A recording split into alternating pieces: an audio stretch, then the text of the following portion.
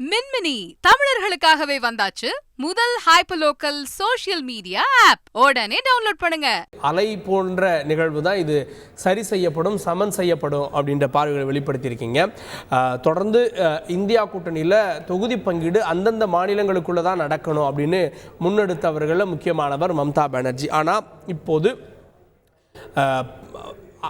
அந்த மாநிலத்தில் மேற்கு வங்கத்திலே தொகுதி பங்கீடு 2 சீட்டுகள் தான் கொடுக்க முடியும் அப்படின்னு மம்தா அறிவித்தது. அங்கே ஆதிர் ரஞ்சன் சௌத்ரி அவர்கள் இதை மறுத்தது. இன்னும் ஒரு படி மேலே போய் அங்கே இடி அதிகாரிகள் தாக்கப்பட்ட நிகழ்வுக்கு குடியரசுத் தலைவர் ஆட்சி வேண்டும்னு ஆதிர் ரஞ்சன் சௌத்ரி சொன்னது அப்படின்னு தொடர்ந்து அடுத்தடுத்த கருத்து மோதல்கள் அந்த மாநிலத்தில் பார்த்தோம். இப்போது அங்கே தனித்து போட்டி அப்படின்னு அறிவித்திருக்கிறது. அங்கே திரிணாமுல் காங்கிரஸ் தொடர்ந்து நம்முடைய பாரதிய ஜனதா கட்சியிலிருந்து பேராசிரியர் திரு ஸ்ரீனிவாசன் இணைந்திருக்கிறார்.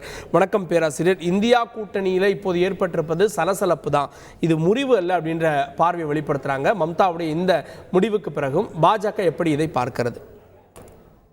ஒரு சின்ன உதாரணத்தோட சொல்றேன். ஒருத்தர் கடிதம் எழுதினாராம், எனக்கு கண் பார்வை மங்கிருச்சு, சரியா கண்ணு தெரியல, காது கேட்கல, வாய் பேச வரல, கை கால மடக்குனா நீட்ட முடியல, நீட்டினா மடக்க முடியல, சாப்பிட்டது செரிமானம் ஆகல, படுத்தா தூக்கம் வரல, அப்படிலாம் கடிதம் எழுதிட்டு அது கீழே எழுதினாராம், மற்றபடி நான் நலமாக உள்ளேன் அப்படின்னு எழுதினாராம். கிட்டத்தட்ட இந்தி கூட்டணியோட நிலைமை அந்த நிலைமையில தான் இருக்கு. மம்தா பானர்ஜிக்கும் காங்கிரஸுக்கும் வங்காளத்துல கூட்டணி இல்ல, ஆனால் இந்தி கூட்டணி இருக்கிறது. பஞ்சாப்ல ஆம் ஆத்மி காங்கிரஸுக்கும் கூட்டணி இல்ல, ஆனா இந்தி கூட்டணி இருக்கிறது.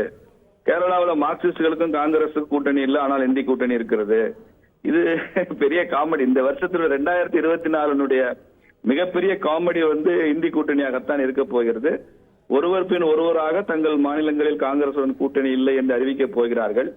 இது என்ன ஆக போகுதுன்னு நான் நினைக்கிறேன்னா, திமுக கூட ஒரு தரப்பினருக்கு தேவையில்லாம ஒரு 8 சீட்டு 9 சீட்டு காங்கிரஸ் கொடுத்து ஒரு எக்ஸ்ட்ரா லக்கேஜை நாம சுமக்க வேண்டிய அவசியம் இல்லை, காங்கிரஸ பாதி கொடுத்து வெளில கலட்டி விட்டுறது நமக்கு நல்லதுன்ற எண்ணம் தமிழ்நாட்டில் கூட காங்கிரஸோட எண்ணிக்கை அந்த பழைய எண்ணிக்கை இல்லாம தொகுதி பங்கீட்டுல குறைவதற்கான வாய்ப்பு இருக்கு. ஏன்னா அடுத்த ஆட்சிக்கு வரப்போறது மோடி அரசாங்கம் தான் என்பது உலகறிந்த விஷயமா போச்சு.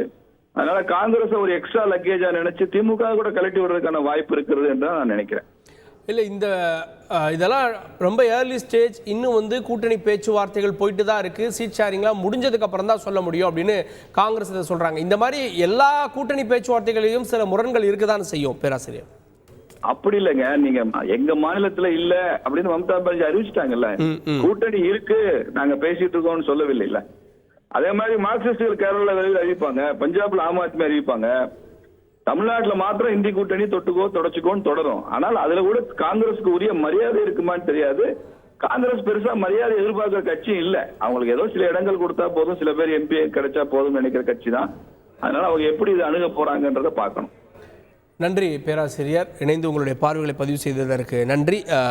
மின்மினி தமிழர்களுக்காகவே வந்தாச்சு முதல் ஹைப்பர்லோக்கல் சோஷியல் மீடியா ஆப். உடனே டவுன்லோட் பண்ணுங்க.